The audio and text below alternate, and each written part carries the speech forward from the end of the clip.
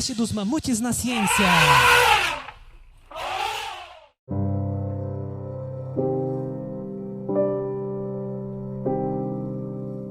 Antes de você dar play no nosso episódio, saiba, ele fala sobre suicídio e pode conter gatilhos. Olá, mamutinhas! Aqui é a Gabi e hoje eu serei a locutora de vocês. E participando comigo desse episódio sobre Setembro Amarelo, estão comigo a minha xará, a Gabriele Carvalho. Olá, Gabi! Oi, pessoal, eu sou a Gabi e eu faço parte da produção do MamuCast. A Vitória Lei também está com a gente. Olá, Vitória! Olá, gente, tudo bem? Olá, Gabi. E eu também faço parte da produção do MamuCast. E a nossa convidada especial hoje é Elisana Barbosa. Olá, Elisana, tudo bom com você? Oi, galera, boa tarde. É um prazer poder estar aqui com vocês. Meu nome é Elisana, sou psicóloga clínica formada pela Unisal. Sou especialista em terapia cognitiva comportamental e atuo na cidade de Lorena e na cidade de Guaratinguetá. Então, para começar esse episódio, devemos entender a origem do Setembro Amarelo e como ele conseguiu movimentar uma comunidade inteira, integrando várias pessoas de diferentes nacionalidades. Isso nos leva de volta à década de 90, mais precisamente ao ano de 1994 e à trágica história de Mike M. Ele era um jovem amoroso e aficionado por carros e mecânica. Seu xodó era um Mustang 68 amarelo, que ele mesmo restaurara. Contudo, sem ao menos completar 18 anos, Mike tirou a própria vida em seu Mustang amarelo, chocando todos à sua volta, que não faziam a menor ideia de que ele estava com problemas e precisava desesperadamente de ajuda. Em seu funeral, amigos e familiares distribuíram cartões com fitas amarelas e mensagens de apoio para pessoas que estivessem, porventura, enfrentando o mesmo desespero que Mike. A mensagem cresceu e, eventualmente, coloriu o mundo de amarelo. Suicídio, do latim suicidum, em que sui corresponde a si próprio e quedare, a matar, é o ato deliberado de tirar a própria vida. De acordo com dados da Organização Mundial da Saúde, OMS, de 2016, cerca de 800 mil pessoas tiram a própria vida a cada ano. Em outras palavras, uma pessoa se mata a cada 40 segundos. Trata-se de uma das 20 causas mais comuns de morte, superando em números absolutos as mortes ocasionadas pela malária, câncer de mama, guerras e até mesmo homicídios. Em particular, é a segunda maior causa de morte entre jovens de 15 a 29 anos, sendo superada apenas por acidentes de trânsito. Ainda de acordo com o OMS, no Brasil, 13.467 pessoas morreram por suicídio em 2016. Comparados com dados do estudo anterior, datado de 2010, houve um aumento de quase 100%. O suicídio não é um grave problema de saúde pública apenas nos países de alta renda. Trata-se de um fenômeno global, posto que 79% dos suicídios ocorrem em países de baixa e média renda, de acordo com os dados da OMS de 2016. Contudo, diversos estudos apontam que suicídios podem ser evitados com intervenções de baixo custo, desde que ocorram em momentos oportunos. Muito embora a relação entre o suicídio e os distúrbios mentais como ansiedade, depressão e o abuso de substâncias esteja bem estabelecida em países de alta renda, muitos suicídios ocorrem de forma impulsiva em momentos de crise devido a uma perda momentânea da capacidade de se lidar com os estresses da vida, tais como problemas financeiros, términos de relacionamentos e doenças crônicas. Adicionalmente, as taxas de suicídio são extremamente elevadas em populações vulneráveis, como a LGBTQIA+, que sofrem paulatinamente com a discriminação e o isolamento social. Neste episódio, abordaremos a saúde mental em 3 contextos, não necessariamente disjuntos. Primeiro, falaremos como a discriminação, o preconceito e a violência que acometem cronicamente a população LGBTQIA+, são fatores importantes para o elevado risco de suicídio dessa população. A seguir, discutiremos como a ansiedade e a depressão, tão comuns no meio acadêmico, podem levar a ideações suicidas e, eventualmente, a tentativas de suicídio. No ambiente em que ainda é tabu falar sobre saúde mental, vemos ex-alunos cada vez mais doentes e ainda incapazes para lidar adequadamente com tais desafios. Finalmente, conversaremos sobre como o isolamento social decorrente das medidas de contenção da pandemia da Covid-19 catalisaram esses problemas. Agora, falando sobre a questão LGBTQIA+, é muito difícil apontar uma causa direta e única para o suicídio, uma vez que ele é consequência de uma somatória de eventos ao longo de nossas histórias, cuja interferência destrutiva vai gradativamente minando a nossa saúde mental. Os fatores são diversos e incluem, mas não se restringem a fatores ambientais, biológicos, culturais e psicológicos.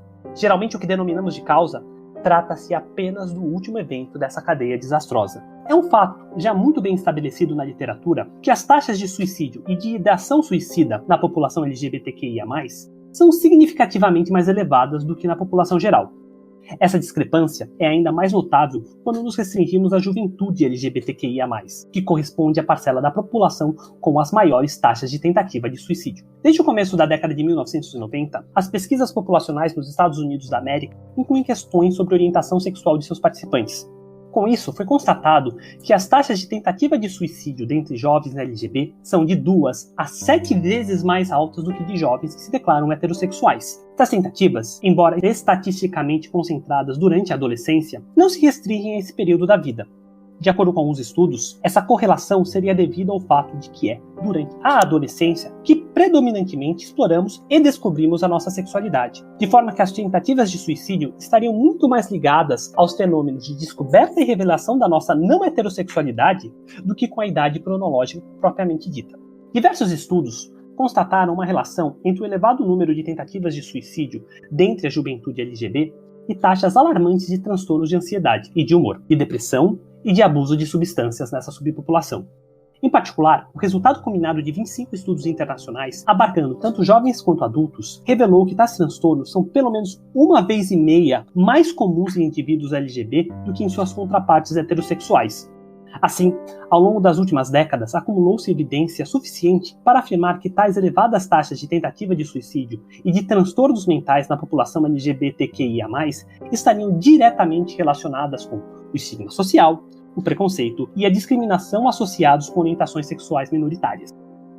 A discriminação, seja na forma de rejeição pessoal, hostilidade, assédio moral e sexual e violência física, faz parte da experiência diária de pessoas LGBTQIA+, e afeta profundamente a saúde mental dessa subpopulação. Uma forma particularmente cruel de agressão à juventude LGBTQIA+, corresponde à rejeição que sofremos dos pais e demais familiares. Não à toa, diversos estudos correlacionaram a rejeição parental devido à orientação sexual com o risco de tentativas de suicídio entre jovens LGBT. Em particular, um estudo envolvendo jovens adultos LGBT com idades entre 21 e 25 anos constatou que aqueles que sofreram algum tipo de rejeição dos pais ou responsáveis tinham uma probabilidade pelo menos 8 vezes maior de reportarem uma tentativa de suicídio do que aqueles que foram devidamente acolhidos pelos pais ou responsáveis.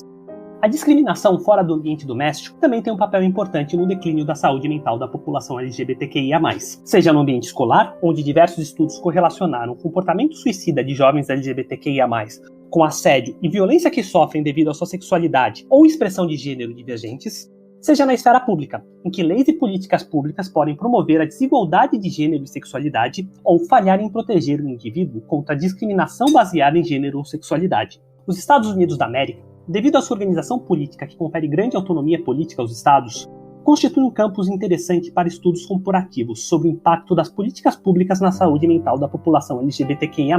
Um estudo usando dados da NESARC, National Survey on Alcohol and Related Conditions, revelou que adultos LGBT vivendo em um dos 19 estados que não tinham legislação específica para a proteção da população LGBTQIA+, contra a discriminação e crimes de ódio, apresentavam uma maior prevalência de transtornos de ansiedade e de humor, bem como de abuso de substâncias do que a parcela cis-hétero da população de tais estados, ou de pessoas LGBTQIA+, que moravam em estados com uma legislação adequada. Um estudo subsequente comparou dados de 2 edições consecutivas da NESARC para examinar o impacto na população LGBT da proibição do casamento homoafetivo em diversos estados dos Estados Unidos da América.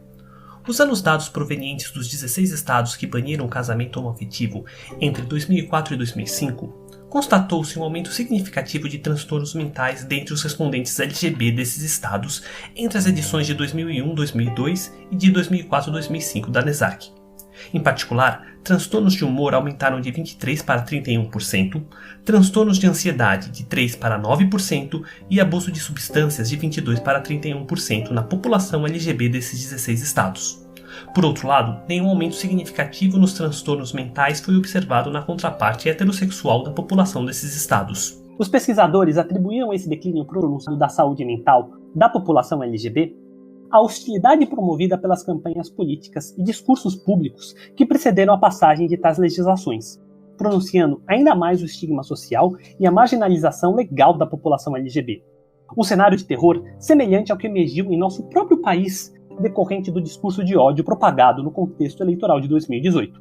Conforme pesquisa realizada pela ANTRA, Associação Nacional de Travestis e Transsexuais do Brasil, no primeiro semestre de 2019, com cerca de 1.350 participantes, 99% dos respondentes LGBTQIA+, declararam não se sentirem seguros no país. E agora uma pergunta para você, Lisana. Essa sensação generalizada de insegurança que a população LGBTQIA+ enfrenta pode ser a causa de diversos transtornos psicológicos. Que tipo de hábitos podemos cultivar para mitigar o seu impacto em nossa saúde mental? Bem, gente, não é de hoje, né, que a população LGBTQIA+ vem sofrendo preconceitos, né?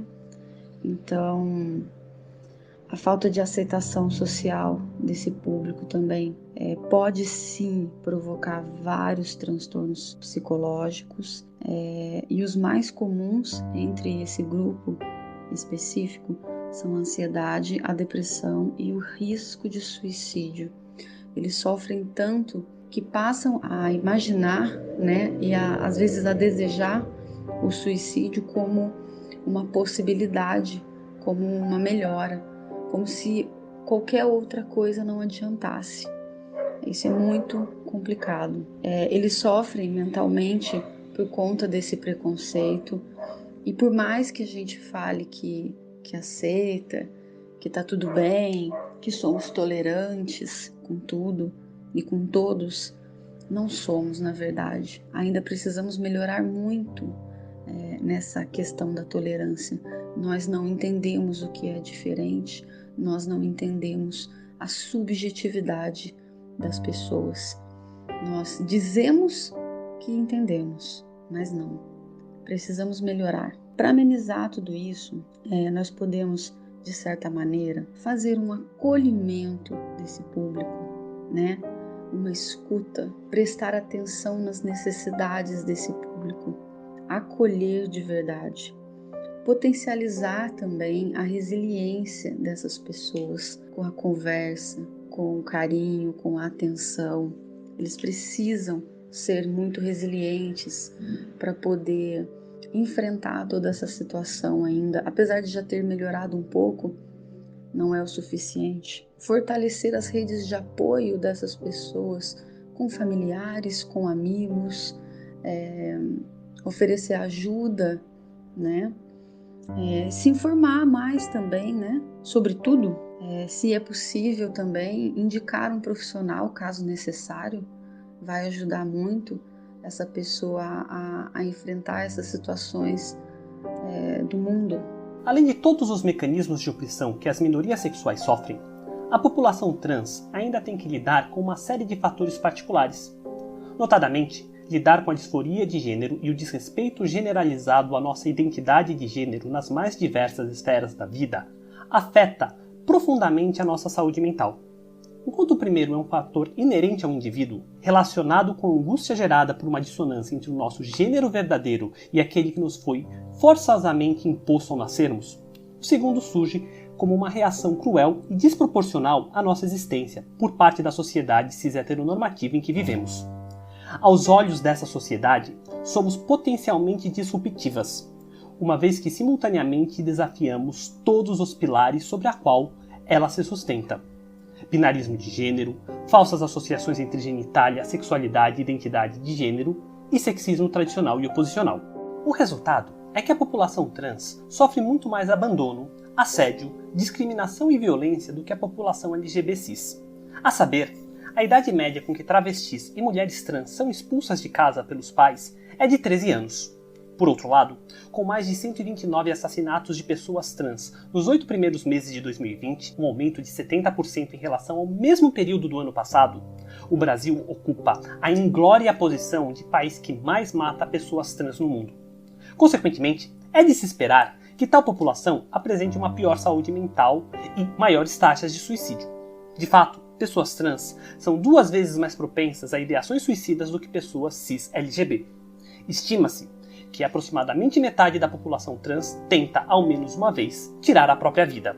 Apesar de a transgeneridade ter sido removida em maio de 2019 da Classificação Internacional de Doenças pela OMS, o estigma de transtorno mental ainda persiste e permeia a medicina e a psicologia. Isso torna ainda mais traumático o acesso ao processo de transição de gênero, pois além das pessoas trans terem que lidar com todas as incertezas inerentes à terapia hormonal e às cirurgias, elas precisam lidar com profissionais completamente despreparados, muitos dos quais ainda erroneamente insistem na já banida terapia de conversão.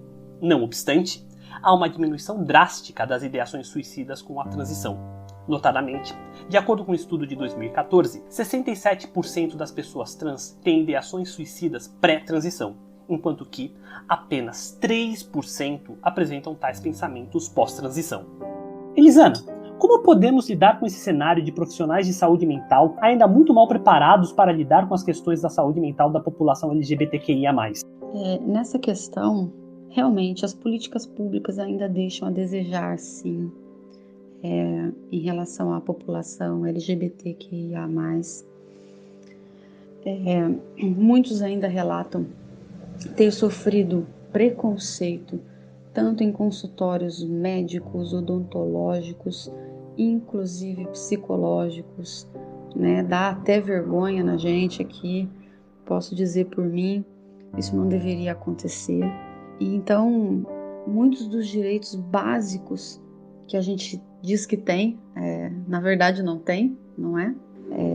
Está tudo bem escrito, mas na hora da prática não é bem assim que é realizado.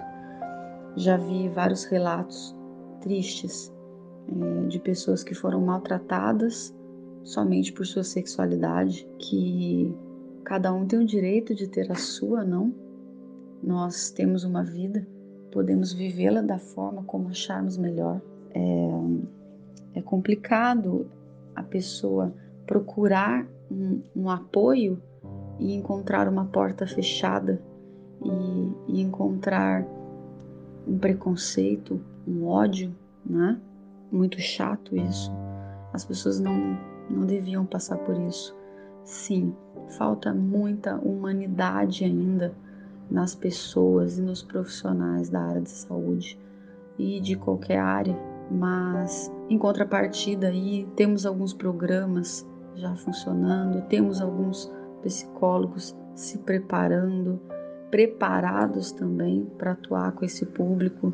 De certa forma, todos nós temos que lutar por políticas públicas melhores, que visam o tratamento de todos de forma igualitária. Temos que buscar conhecimento teórico sobre essa população, tentar entender melhor. Se possível, participar desses grupos também. A prática é muito boa. Você lê, você estuda, mas e a prática? E as vivências que você pode ter com essas pessoas? Elas também são válidas.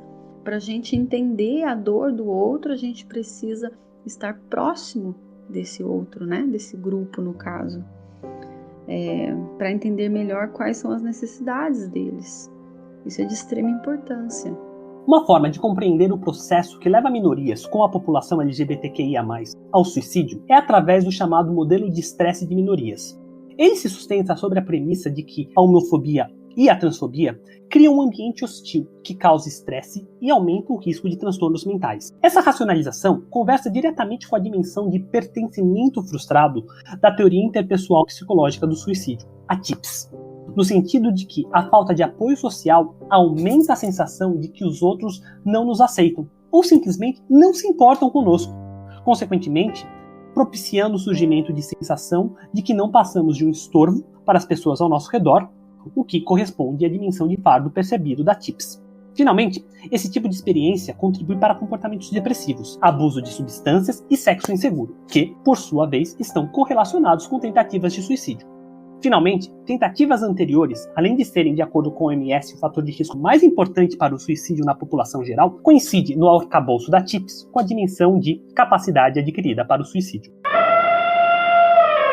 A vida universitária exige muita maturidade emocional para lidar com os novos desafios que essa nova etapa da vida traz, desde o ingresso na instituição até a aproximação da entrada para o mercado de trabalho. Tantas expectativas sobre o seu futuro, tanto profissional quanto pessoal, muitas vezes levam a transtornos psicológicos que muitas vezes não são reconhecidos ou não são levados a sério. O desconhecimento desses problemas leva à desconsideração dos sintomas e a tratamentos equivocados. Muitos casos de depressão e ansiedade são tardiamente ou erroneamente diagnosticados, e muitos comportamentos, como má alimentação, inatividade física, uso de drogas ilícitas ou lícitas, são levados como maus hábitos de saúde, mas muitas vezes não são associados com problemas psicológicos. Diversos estudos apontam que os números para ansiedade e depressão entre estudantes universitários chegam a ser mais altos do que os do resto da população em geral, e que as mulheres são as mais afetadas. Elisana,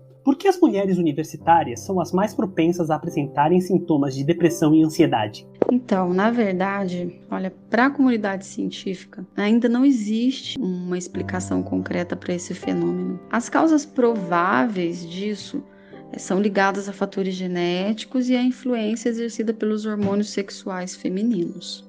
Tá? Só tem uma questão. Nós vivemos hoje em um mundo imediatista. Nós queremos correr para tudo. Tá certo que as pressões sociais elas são colocadas tanto em homens quanto em mulheres. Mas nós mulheres temos que ser tantas coisas ao mesmo tempo. Temos que ter uma carreira consolidada, temos que ser mães, temos que ser esposas, namoradas, donas de casa, sorrir muito, ser bonita, estar preparada para tudo. E todas essas pressões, tanto das pessoas de fora quanto de nós mesmos, fazem com que a cabeça da gente não aguente. Aí vem sintomas de ansiedade, aí vem sintomas de depressão, porque a gente se culpabiliza muito quando consegue uma coisa e não consegue a outra. Aí a gente quer conseguir tudo ao mesmo tempo. E isso não tem como fazer, certo? Então, o número de mulheres atualmente que vivem com esses sintomas aumentou significativamente. No caso da pergunta aqui, com mulheres universitárias, a gente sofre pressão para escolher o curso. Aí sofre pressão porque se vai embora para fazer o curso em outra cidade, somos mulheres, corremos risco, podemos ser assaltadas, violentadas, machucadas, o pai não quer isso, a mãe não quer aquilo. Aí começamos uma briga para poder sair de casa para estudar. Começa a estudar. Aí o pai e a mãe começam a brigar também porque você tem que terminar logo esse estudo. Aí você começa a se culpar porque você pegou uma DP. Você começa a se culpar porque você não conseguiu estudar o suficiente, você deixou um trabalho para trás e você está com pressa porque você tem que terminar o curso logo, porque você precisa devolver o investimento logo para os seus pais, ou até mesmo porque você quer a tão sonhada liberdade financeira, onde você não precisa de mais nada, você é autossuficiente e você faz tudo. Inclusive as coisas não são bem assim, porém desejamos que seja assim. Por conta de tudo isso que eu estou comentando, é que estamos nessa situação que estamos vivenciando hoje. Muitas pessoas deprimidas e ansiosas. De acordo com o artigo Vulnerabilidade e Bem-Estar Psicológicos do Estudante Universitário, alguns fatores que podem desencadear isso são o estresse do ambiente acadêmico, pois, segundo o artigo, a causa de aproximadamente 60% dos casos de depressão é a ocorrência de fatores estressantes. A falta de desenvolvimento da socialização e comunicação com colegas, professores e sociedade que fazem os efeitos negativos do estresse aparecerem. A mudança de cidade, que tira do jovem o conforto e a segurança do seu círculo familiar e traz como desafios novas adaptações com lugares e pessoas. O ano acadêmico. Os novos estudantes têm taxas maiores de sintomas de depressão e ansiedade. Um estudo da Associação Americana de Psicologia mostrou que 1/3 dos calouros sofrem de distúrbios psicológicos. Esse estudo ouviu 14 mil estudantes de 19 instituições em 9 países. A 5ª Pesquisa Nacional de Perfil Socioeconômico e Cultural dos Graduandos das IFES de 2018, feita pela Associação dos Dirigentes das Instituições Federais de Ensino Superior, ANDIFES, e que ouviu mais de 420 mil estudantes, revela que mais de 6% dos estudantes já tiveram ideias de morte, 4% já tiveram pensamentos suicidas e que 8 em cada 10 estudantes já tiveram problemas como ansiedade, tristeza e desesperança. De Gabi para Gabi, como foi para você se adaptar à vida de estudante universitária e aprender a lidar com todas essas questões? A minha adaptação com a faculdade foi bem difícil, e ser bem ansiosa ajudou as coisas ficarem complicadas. No começo foi muito difícil me acostumar com a cidade, com as coisas. Eu sentia muita falta de casa e do meu cachorro. Eu chorei praticamente a primeira semana toda e só fui ficar mais calma depois que as aulas começaram. Eu comecei a focar em outras coisas e conhecer o pessoal da minha turma. Depois disso, eu fiquei mais calma, mas qualquer coisa que acontecia me deixava triste e já era um grande motivo para eu ficar pensando: quero ir embora. Como eu vim do outro lado do estado de São Paulo, é bem difícil voltar para passar o final de semana. Então, quando chegava qualquer tempo que dava para voltar, eu já ficava bem ansiosa. Com o passar do tempo, eu me acostumei bem com tudo e fiquei bem mais confortável em Lorena. Porém, outra coisa começou a acontecer. Eu ficava muito nervosa nas provas, as matérias que o pessoal tem mais medo, e comecei a ir mal nelas. Na hora da prova, eu ficava muito nervosa e não conseguia pensar. Eu só queria que o tempo acabasse logo para eu poder ir embora, porque toda a situação me deixava muito mal. Comecei a ter gastrite nervosa, falta de apetite e vários outros sintomas de estresse. Depois, quando eu ia refazer as questões, eu sabia fazer e eu ficava muito brava. Acabei ficando de recuperação e foi aí que tudo ficou pior. Eu não conseguia estudar e só queria ir embora, porque não tinha quase ninguém na República. Eu ficava o dia todo na cama vendo vídeo no YouTube, nos dias antes da prova, e só queria curtir as férias. Foi aí que eu comecei a passar muito mal. Inclusive, eu fui para a prova desse jeito. No final, acabei passando porque foi a prova que eu fui melhor. Eu estava carregando menos peso sobre ela e eu nem estudei nada para ir fazer. Aí nesse dia eu fui para casa. O segundo semestre foi bem mais de boa e esse ano era para ser o ano, mas não foi possível. Para começar a falar da situação atual que estamos vivendo, devemos primeiramente explicitar o que é pandemia. Pois bem, segundo a Organização Mundial da Saúde, OMS, uma pandemia consiste na disseminação mundial de uma doença que, primeiramente, em escala epidêmica, ocorre um surto, e após isso, se espalha por toda a região do mundo. Isso é possível quando o vírus consegue se espalhar mais rapidamente entre as pessoas e sua taxa de mortalidade não é tão alta. Em 2009, o OMS decretou a gripe causada pelo vírus H1N1 como pandêmica, e após 14 meses, em agosto de 2010, foi decretada como contida. Isso foi possível pois houve ação política, houve parceria entre governos e os cientistas, pouca propagação de fake news, e a vacina foi desenvolvida rapidamente, pois já havia conhecimento de base do vírus. Quando a vacina foi lançada no mercado, a curva já tinha se ajustado bastante. Infelizmente, 11 anos depois, no Brasil, não conseguimos ter uma política pública unificada de combate à epidemia inicial do SARS-CoV-2. Há muitas fake news circulando na boca do povo. Não há um plano de ação decretado. Não houve uma parceria entre os governadores e pesquisadores. E as redes sociais como o WhatsApp são os principais meios de propagação de informações falsas. Há vários países que conseguiram combater esses males, e a maioria desses países são liderados por mulheres como a Nova Zelândia. Nos principais casos analisados, percebe-se o distanciamento social rígido, testes em massa para o mapeamento da proliferação do vírus, restrições duras de higienização. Mas para todos os decretos serem cumpridos devidamente, as governadoras ficaram do lado da ciência, desmitificaram as fake news, foram bastante transparentes com o povo. Houve um plano de ação e cada país avaliou a melhor maneira para achatar a curva com o mínimo de prejuízo. Nessa viagem pelo mundo, paramos no Brasil. Vamos começar essa história direito. Todos sabem que tem coisas da vida que são divididas entre o antes e depois. São coisas marcantes que depois da situação ficamos desestabilizados. No Brasil, podemos citar o Carnaval, uma festividade que marca o novo ano do povo. Sabíamos que tinha um vírus se espalhando pelos cantos do mundo. Não sabíamos o que era, mas sabíamos que estava fazendo muito mal. Vários governos estavam agindo, mas mesmo com toda uma corrida desenfreada, ele conseguiu derrubar até as pessoas mais fortes. Histórico de atleta não ajuda a gente, fiquem espertos. Era uma questão de tempo até atingir. Era um limbo.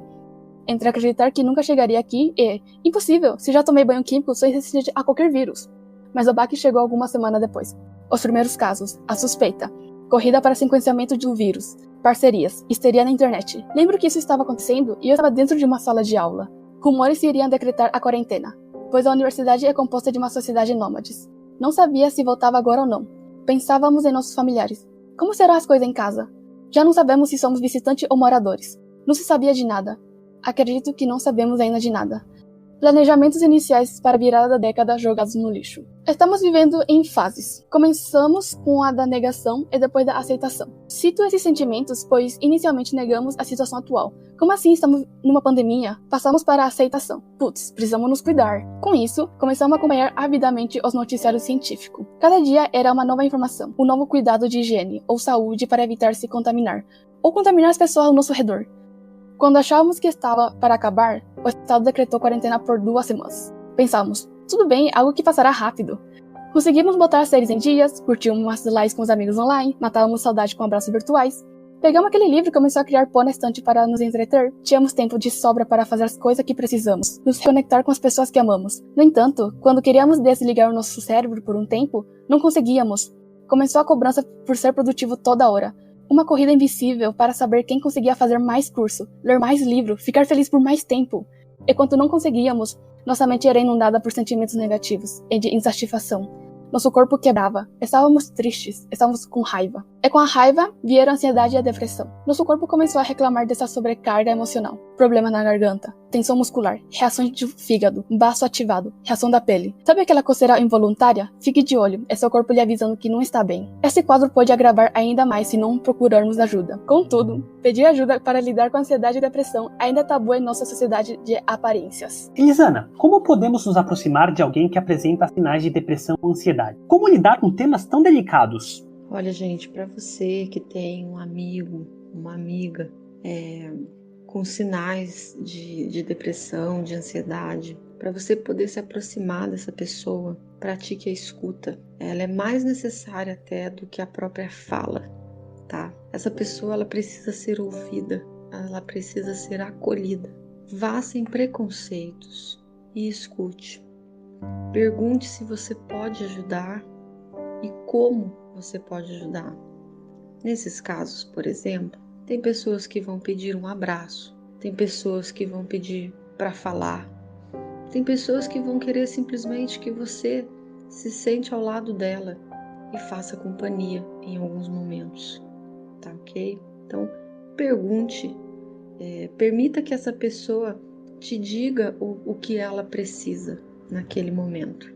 Fique por perto, você pode participar, elogiar, é muito bom também. Tentar não ridicularizar, menosprezar aquela dor, diminuir aquela dor, né? Falar, por exemplo, isso passa, é bobagem, não liga não, vamos fazer uma coisa legal, esquece isso.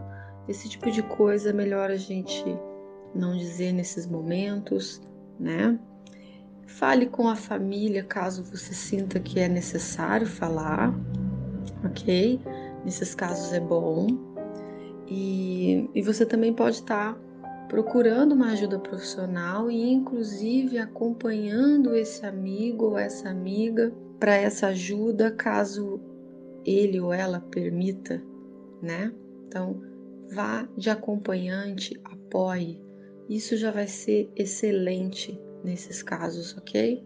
Por isso, deve-se ressaltar que o dia tem somente 24 horas, mesmo que a gente queira transformá-la em 36 horas para poder dar cabo de tudo o que achamos que temos que fazer. Ainda por cima, as redes sociais ficam fazendo propaganda de produtividade incessante e positividade.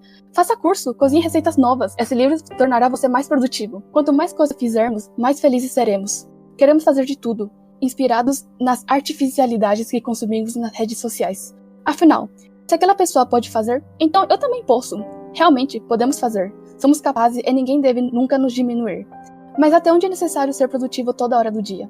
Devemos fazer quantos cursos para mostrar que somos suficientes? Quantos livros devemos ler para mostrar quão inteligentes somos? Há uma ilusão de que, por estarmos em casa, podemos organizar tudo direitinho para caber nessa nova agenda pandêmica. Esse positivismo e produtividade tóxica fazem com que não respeitemos nosso tempo. Estamos cada vez mais buscando ser a pessoa perfeita que consegue fazer tudo. Mas não é bem assim. Todos nós temos nossos problemas, nossos surtos, nossas ansiedades. Podemos chorar, podemos nos desesperar. E está tudo bem. É importante aprender que está tudo bem em não estar bem. Elisana, nessa quarentena, apesar de muitas vezes não enxergarmos, foi nos imposta uma pressão para sermos produtivos e felizes. O quanto essa produtividade e positivismo tóxicos nos afeta sem percebermos? Essa quarentena tá fogo, né? Atrapalhou todo mundo, ou com excesso de produtividade, ou até mesmo com ausência total de produtividade, não é verdade? Aí veja bem, tudo em excesso é ruim. Se você beber em excesso, fumar em excesso, comer, dormir ou trabalhar, ou até mesmo produzir em excesso, não vai ser bom, né? A vida não é para fazer excessos.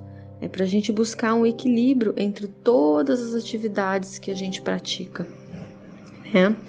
Outro ponto importante é que a gente não pode ficar copiando o que o outro está dizendo que está fazendo, principalmente se ele está dizendo nas redes sociais que está fazendo exercício, que ele está trabalhando, que a vida é maravilhosa, que está tudo ótimo. Você tem que seguir o seu ritmo, cada um tem o seu ritmo, o seu jeito de praticar as atividades, de realizar as atividades. Agora, um ponto importante em tudo isso, não esqueça nunca de comemorar aquilo que você está fazendo. Por menor que seja, a comemoração gera gratidão. Se você comemora o que você faz, você passa a não se preocupar tanto com o que o outro está fazendo. Você passa a se preocupar com o que você está fazendo. Automaticamente passa a respeitar o ritmo das coisas que você está fazendo. Passa a entender que não é necessário correr tanto, nem produzir tanto. E aí sim você consegue buscar esse equilíbrio que eu estou comentando, tá? Eu sei que a pandemia não tá fácil para ninguém, ela trouxe à tona aí os nossos maiores fantasmas, ou da produtividade ou da improdutividade, a raiva, as brigas, enfim. Vivemos em sociedade, tiraram todas as coisas legais, estamos em casa, mas vamos tentar aí fazer algumas coisas, né, para melhorar. Tenho em mente que a pandemia teve um começo, um meio e também vai ter um fim, ok? Enquanto isso, tenta praticar o autoconhecimento. Então eu vou deixar uma pergunta aí para vocês, ok? O que vocês realmente estão aprendendo com tudo isso? E onde vocês querem estar quando acabar tudo isso, ok? Pensem, tentem responder aí. Infelizmente, em pleno século XXI, falar sobre suicídio ou transtornos mentais ainda é tabu em diversas sociedades. Não abordar abertamente um dos maiores problemas da saúde pública contemporânea tem suas nefastas consequências. Em particular, muitas pessoas que estão pensando em tirar a própria vida ou que já tentaram suicídio deixam de procurar a ajuda que tanto precisam. Logo, não recebem o apoio e o acolhimento que poderia salvar suas vidas. Até o momento, apenas alguns países incluíram a prevenção ao suicídio dentre suas prioridades para a saúde e apenas 38 países possuem alguma estratégia nacional para esse fim. Fundado em 1962, o Centro de Valorização da Vida, CVV, é uma associação civil sem fins lucrativos e filantrópica que presta serviço voluntário e gratuito de apoio emocional e prevenção do suicídio para todas as pessoas que querem e precisam conversar. O atendimento é gratuito e feito sob total sigilo. Ele está disponível em todo o Brasil, 24 horas por dia, seja através do telefone 188, por e-mail ou chat. Não se esqueça, a sua vida é muito valiosa. Com certeza, você já sorriu. Talvez você não tenha se dado conta, mas também já fez muitas pessoas sorrirem. Sua vida vale a pena. Sua vida é importante. Se sentir que precisa, busque ajuda. Você não está só. Bom, gente, era isso. Gostaria de agradecer as contribuições da Elisana. Queria dizer que foi um prazer poder estar esse tempo com vocês. Gostei muito. Sempre que precisarem, estou à disposição. É sempre bom poder compartilhar conhecimento, dividir experiências. Isso faz valer a pena o meu trabalho em todos os sentidos. Obrigada mesmo. Da Gabi. Foi muito legal estar aqui hoje. Eu gostaria de agradecer a oportunidade e deixar um tchau para todos vocês. E da Vitória. Eu que agradeço poder participar deste episódio que não foi fácil de digerir, trazendo informações bastante tabu para a sociedade e poder aprender muito mais. Muito obrigada por ouvirem. Vocês podem sugerir temas para abordarmos num próximo episódio ou dar um feedback através de nossas redes sociais. Tchau e até o próximo episódio.